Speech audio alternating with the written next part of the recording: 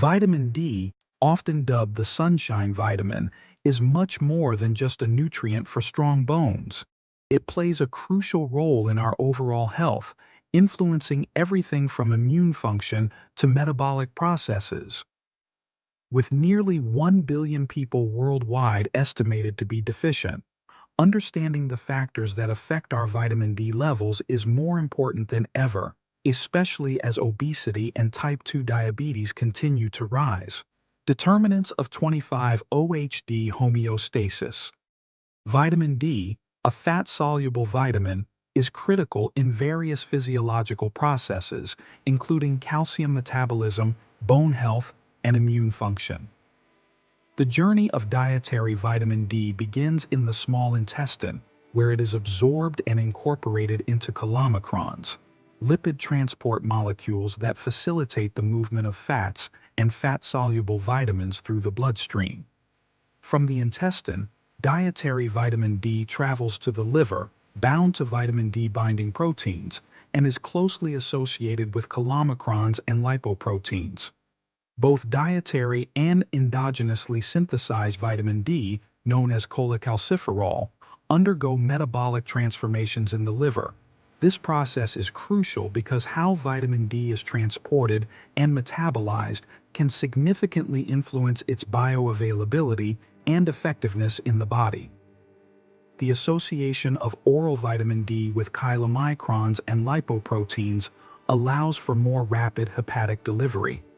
This mechanism results in a swift yet less sustained increase in plasma 25-hydroxyvitamin D 25-OHD levels following oral intake. Once in circulation, 25-OHD is bound to vitamin D binding protein, which facilitates its distribution to various tissues. In the kidneys, 25-OHD undergoes further hydroxylation catalyzed by specific enzymes. Calcitriol plays a pivotal role in maintaining calcium and phosphorus homeostasis, enhancing intestinal calcium absorption, and regulating bone mineralization, thereby underscoring the importance of vitamin D in overall health. Factors influencing 25-OHD levels. Measuring serum. 25-OHD has become a widely accepted method for assessing an individual's vitamin D status. Numerous factors influence these levels, including dietary intake of vitamin D and exposure to ultraviolet B (UVB) rays from sunlight.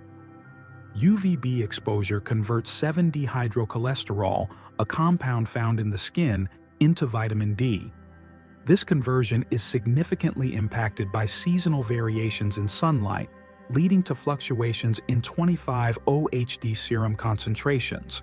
For example, individuals may experience adequate levels during the summer and early fall, but face suboptimal levels during the winter and spring months. A notable study by Bolin et al. Highlighted these seasonal variations among healthy older men and postmenopausal women living in New Zealand. It revealed a clear connection between sunlight exposure and serum 25-OHD concentrations, further supported by similar findings in a healthy Thai population, where winter sunlight was inadequate for effective vitamin D synthesis. Sun exposure and outdoor activities emerge as vital predictors of serum 25-OHD levels, but other factors also come into play. Increased skin pigmentation, sunscreen application, aging, and clothing can dramatically reduce vitamin D production in the skin.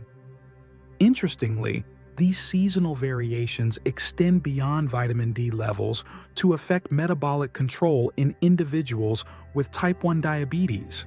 For instance, children with diabetes exhibited improved metabolic control during a summer camp, suggesting a potential link between vitamin D levels and metabolic health. Observational study evidence. The Australian Diabetes, Obesity, and Lifestyle (AUSDIAB) study found a correlation between vitamin D deficiency and an increased risk of developing diabetes and metabolic syndrome over 5 years. However, this study's ethnicity-specific focus limits the broader applicability of its findings to other populations. The Horn study, for instance, confirmed a lack of correlation between baseline vitamin D levels and glucose metabolism, although it hinted at a possible inverse relationship between 25-OHD levels and changes in HbA1c over time. Additionally, confounding factors, such as dietary habits and unmeasured non-dietary influences, can complicate interpretations. Many studies also relied on single measurements of vitamin D status, which may not accurately reflect long-term levels and could be impacted by dietary changes during the follow-up period. Yet the question of causality remains unanswered. Randomized trials assessing vitamin D supplementation in individuals with type 2 diabetes or impaired glucose intolerance yielded results suggesting no clear benefit for glycemic control. Role of vitamin D in insulin resistance. Emerging research has sparked growing interest in the non-classical effects of vitamin D, particularly its presence in various tissues. Several studies have indicated a potential link between vitamin D deficiency and an increased risk of type 2 diabetes and impaired glucose metabolism. The NCHAINS 3 survey identified an inverse relationship between vitamin D status and the incidence of type 2 diabetes, suggesting a role for vitamin D in the development of insulin resistance. The obesity connection. Many studies exploring the relationship between low 25-OHD levels and metabolic syndrome found that this association was more pronounced in overweight and obese individuals. This raises a critical question. Are 25-OHD levels directly linked to insulin resistance, or do they reflect the influence of obesity? Fat mass serves as a reservoir for 25-OHD and its metabolites, leading to lower serum levels in obese individuals, who also often have less exposure to sunlight due to reduced physical activity. Research by Blum et al. Measured serum 25-OHD concentrations in obese individuals undergoing gastric bypass surgery. Worsen et al. Further explored whether obesity alters vitamin D production or absorption. Researchers found lower 25-OHD levels in obese individuals compared to lean counterparts. These levels were associated with factors like insulin sensitivity.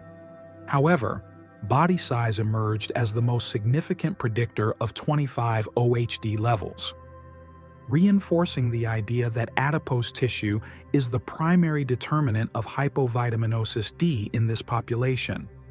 Interestingly, in patients with polycystic ovary syndrome, PCOS, the relationship between 25-OHD and obesity appeared particularly pronounced.